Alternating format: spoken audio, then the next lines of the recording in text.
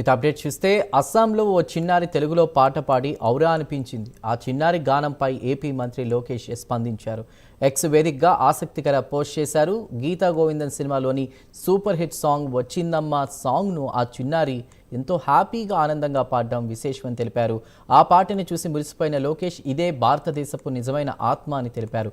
ఇలాంటి అద్భుతమైన క్షణాలు చూసినప్పుడు దేశంలో ఉండేటువంటి రాజకీయాల కంటే కూడా సంగీతం, సంస్కృతులే భారతీయులందరినీ కూడా చాలా లోతుగా ఏకం చేయగలవనేటువంటి విషయం స్పష్టమవుతుందని తెలిపారు.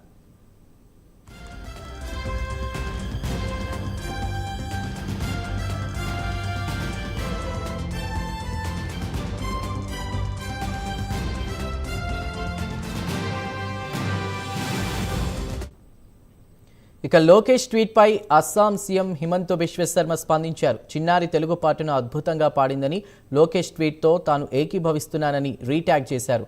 మనమందరం కలిసి అందమైన వారసత్వాన్ని ముందుకు తీసుకువెళ్లాలని, ఏక్ భారత్ శ్రేష్ఠ భారత్ స్ఫూర్తి ఇదేనని తెలిపారు సీఎం హిమంత బిశ్వ శర్మ.